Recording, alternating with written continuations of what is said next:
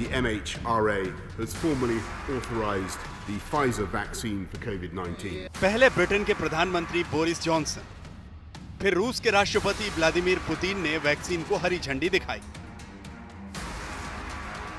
और अब प्रधानमंत्री नरेंद्र मोदी कोरोना वैक्सीन को मंजूरी देने की तैयारी में हैं। कोरोना के खिलाफ लड़ रही दुनिया को पिछले 36 घंटे में एक के बाद एक खुशखबरियां मिली। बस कुछ हफ्तों में वैक्सीन का इंतजार खत्म हो जाएगा।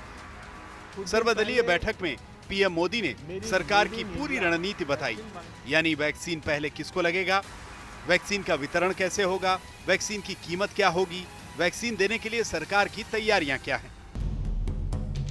135 करोड़ की आबादी वाले देश में वैक्सीन अभियान चुनौतियों से भरा है। यही वजह है कि सरकार ने वैक्सीन देने का पूरा खाका तैयार कर लिया है। सूत्रों के मुताबिक वैक्सीन लगाने से लेकर उसकी स्टोरेज और वितरण तक हर मोर्चे पर सरकार मुस्तैद है। करीब 1 करोड़ हेल्थ वर्कर्स को सबसे पहले वैक्सीन दी जाएगी। इसके बाद 2 करोड़ फ्रंटलाइन वर्कर्स को वैक्सीन दी जाएगी। फिर 27 करोड़ सीनियर सिटीजन को वैक्सीन दी जाएगी। यानी अभी तुरंत 30 करोड़ लोगों को टीका लगाने का प्लान तैयार है। अच्छी बात यह है कि भारत के पास टीकाकरण के लिए सबसे बड़ा नेटवर्क है।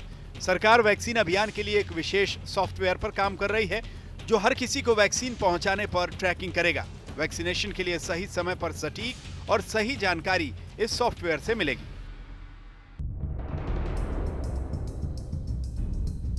भारत में वैक्सीन से जुड़े रिसर्च के लिए विशेष टास्क फोर्स का गठन किया गया है और वैक्सीन से जुड़े अभियान का दायित्व नेशनल एक्सपर्ट ग्रुप को दिया गया है। ग्रुप में टेक्निकल एक्सपर्ट्स हैं, केंद्र सरकार के संबंधित विभागों के अधिकारी हैं, प्रत्येक जोन के हिसाब से राज्य सरकारों के प्रतिनिधि हैं। अब सवाल उठता है कि वैक्सीन की कीमत क्या होगी, क्या ये मुफ्त में दी जाएगी या फिर इसके लिए पैसे देने होंगे। इन सवालों का जवाब भी आज प्रधानमंत्री ने दिया।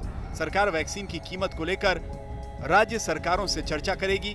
कीमत पर फैसला लोगों को देखते हुए किया जाएगा और राज्य सरकारों की इसमें सहभागिता होगी। वैक्सीन की कीमत तय होने के बाद सबसे बड़ा सवाल वैक्सीन की उपलब्धता को लेकर है।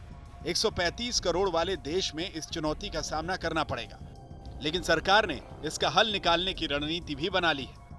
भारत उन टॉप देशों में से एक है जिन्होंने 30 नवंबर तक वैक्सीन की सबसे ज्यादा डोज सुरक्षित कर ली है। ड्यूक यूनिवर्सिटी के ग्लोबल हेल्थ इनोवेशन सेंटर के आंकड़ों के मुताबिक भारत ने कोरोना वैक्सीन की 1.6 अरब खुराक हासिल कर ली है, जो दुनिया में सबसे ज्यादा है। क्रेडिट स्विस के अनुमान के मुताबिक भारत को अपने वयस्क आबादी के अधिकांश हिस्से को टीकाकरण करने के लिए करीब 170 करोड़ डोज की जरूरत है। आंकड़ों से पता चलता है कि भारत खास तौर पर नोवावैक्स की वैक्सीन को सपोर्ट कर रहा है। भारत ने नोवावैक्स वैक्सीन की अधिकतम 100 करोड़ खुराक का प्रबंध किया है, जबकि ऑक्सफोर्ड एस्ट्राजेनेका के साथ पहले चरण के लिए 50 करोड़ डोज की डील हुई है, जबकि आगे कुल 100 करोड़ डोज का प्रबंध हो रहा है। इसके अलावा भारत ने रूस की वैक्सीन स्पुतनिक वी की करीब 1 करोड़ डोज अपने लिए सुरक्षित करने में कामयाबी हासिल की है।